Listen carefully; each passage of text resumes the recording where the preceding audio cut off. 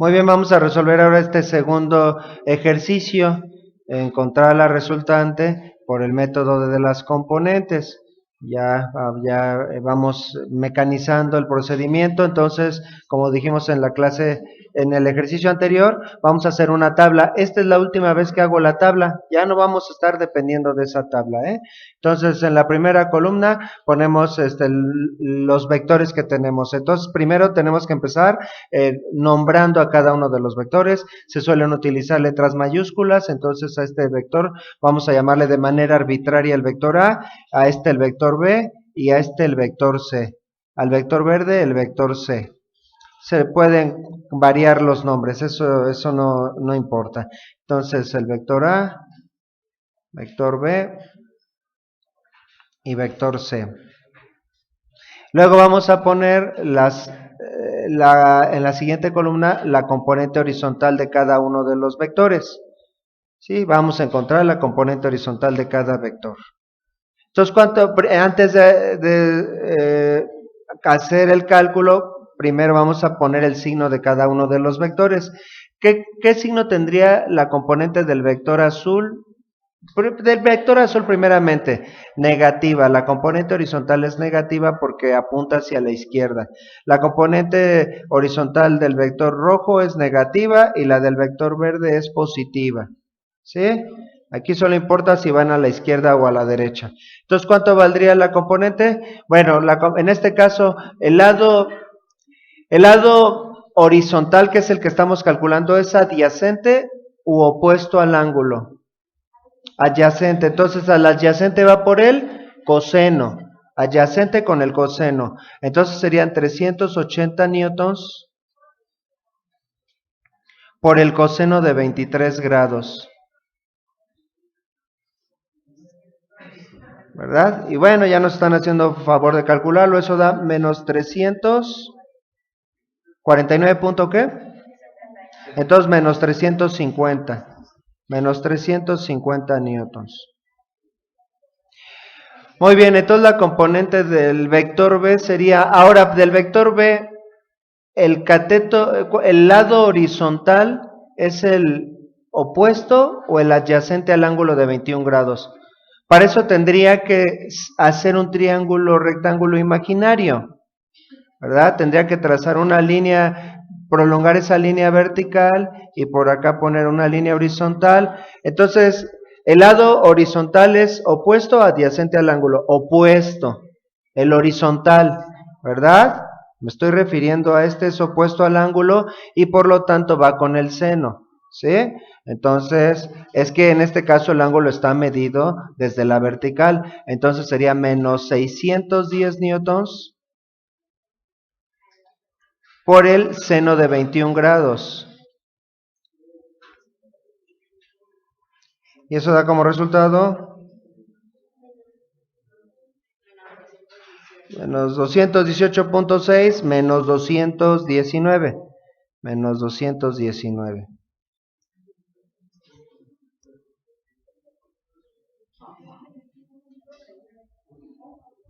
Y ahora, en el caso del vector C, vamos a multiplicar la magnitud de 440 newtons. ¿Por qué? Para calcular su componente horizontal. 440, ¿por qué? ¿Por el seno o por el coseno?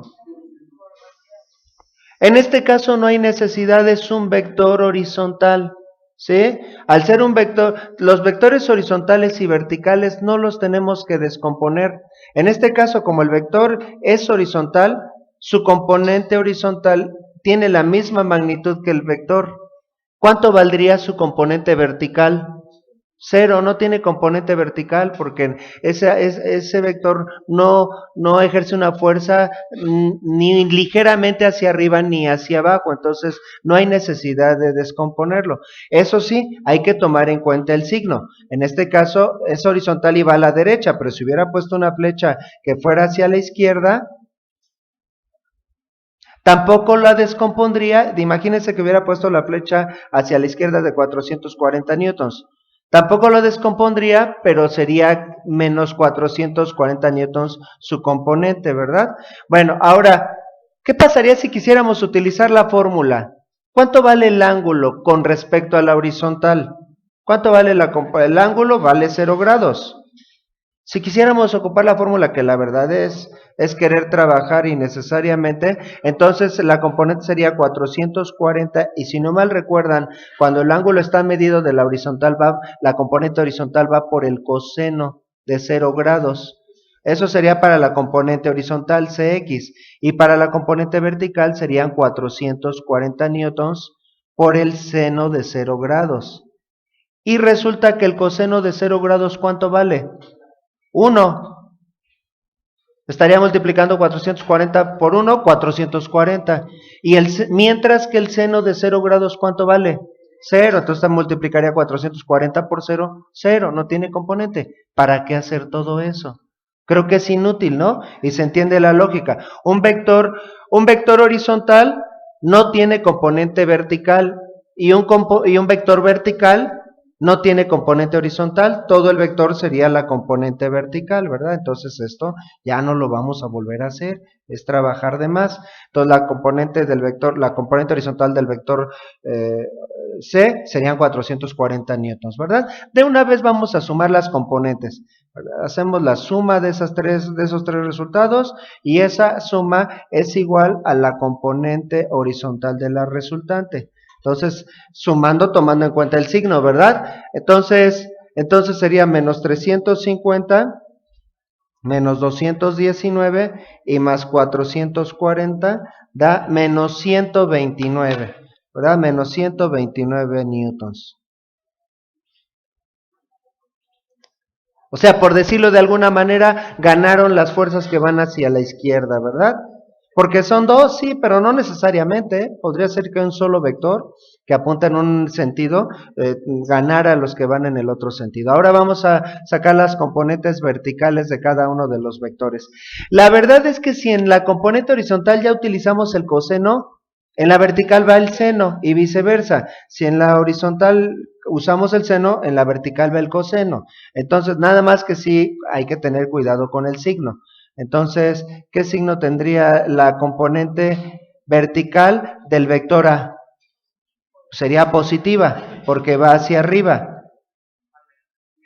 ¿Qué signo tendría la componente del vector B? Negativo, porque va hacia abajo, el vector rojo. ¿Y qué signo tendría la componente del vector verde? Ninguno, porque no tiene componente vertical. Esa flecha no apunta ni hacia arriba ni hacia abajo, y seguramente les han dicho en la clase de matemáticas que el número 0 no es ni positivo ni negativo, ¿verdad? Entonces no tiene signo. La componente vertical del vector C es 0. Entonces, ¿cuánto valdría la componente vertical del vector A? Serían más 380 newtons. Y en este caso, bueno, pues el cateto opuesto es vertical. Entonces el vertical va con el seno, y además ya habíamos utilizado el coseno en la componente horizontal, entonces sería por el seno de 23 grados. Y la componente vertical del vector B serían 610 newtons por el coseno de 21 grados. Porque el lado adyacente es vertical y el adyacente va con el coseno, ¿verdad? Entonces, ¿cuánto darían de resultado esas dos operaciones? ¿Punto 7? 149. Entonces, 149. Ah, no, 148. 148 newtons. ¿Y 610 por el coseno de 21 grados? Menos 569 newtons. Entonces, la suma de esas tres componentes, ¿cuánto da? Menos 421. Menos 421 newtons. ¿Verdad? Ya no voy a hacer tantos diagramas. De esos tres vectores, ahora ya no pasaría a 6, pasaría a 5, ¿no? Porque dos vectores sí tienen dos componentes y uno nada más, uno solo tiene una componente. Entonces De esos 3 pasaría a 5, y de esos 5 pasaría a 2. Entonces, ¿en qué cuadrante va a quedar la resultante? Ya desde aquí lo puedo ver. Las dos componentes son negativas.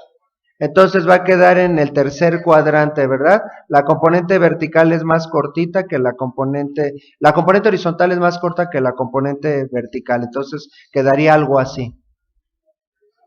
Esos 3 vectores se pueden reducir a un par de vectores que apuntan, un vertical y horizontal, que apuntan hacia abajo y hacia la izquierda respectivamente. El horizontal de 129 newtons y el vertical de 421 newtons. Ahora ya nada más hay que encontrar la magnitud y dirección de la resultante.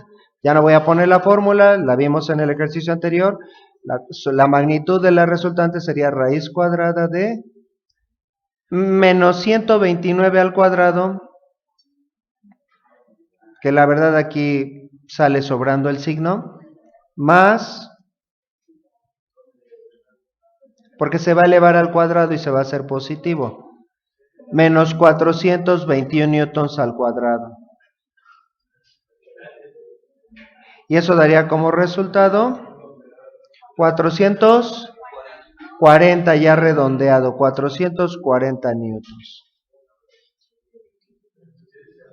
¿Verdad? Y la dirección de ese vector sería tangente inversa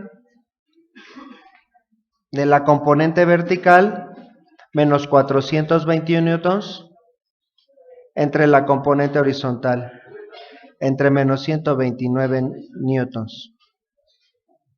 ¿Cuánto valdría ese ángulo? 73 grados. Sí, perfectamente bien contestado.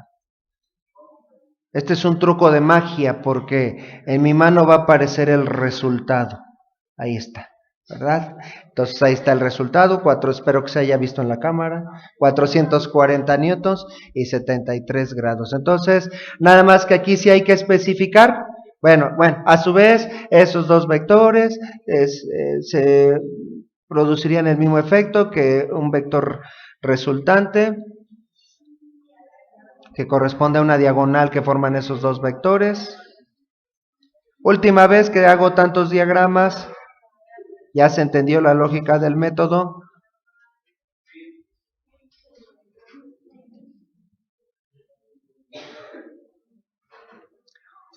Todo eso se simplifica a un solo vector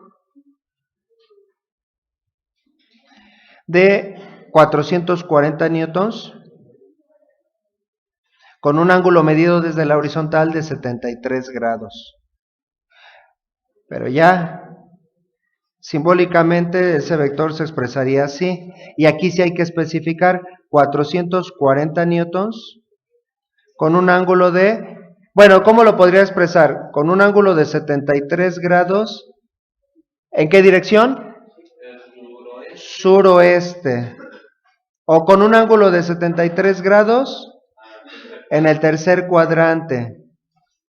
La verdad es que todavía estaría incompleto, ¿eh? Tendría que decir, el vector resultante es un vector de 440 newtons con un ángulo de 73 grados al sur medido desde el oeste. Tendría que decir todo ese trabalenguas. O un vector de 440 newtons con un ángulo de 73 grados en el tercer cuadrante medido desde la horizontal. Todo eso tengo que decir. Para evitar toda esa palabrería, podemos utilizar el ángulo polar. ¿Cuánto valdría el ángulo polar? ¿Verdad? Lo voy a poner aquí de color rojo. El ángulo polar se mide desde el origen del eje X y en contra de las manecillas del reloj. Serían 180, en este caso más 73. ¿200 qué, perdón? 253 grados. Entonces serían 440 newtons con un ángulo de 253 grados. Si no especifico dirección, entonces se entiende que es ángulo polar, ¿verdad? Bueno, entonces vamos a enmarcar los resultados. Cualquiera de las tres formas es válida. Yo entendería cualquiera de las tres formas que pongan.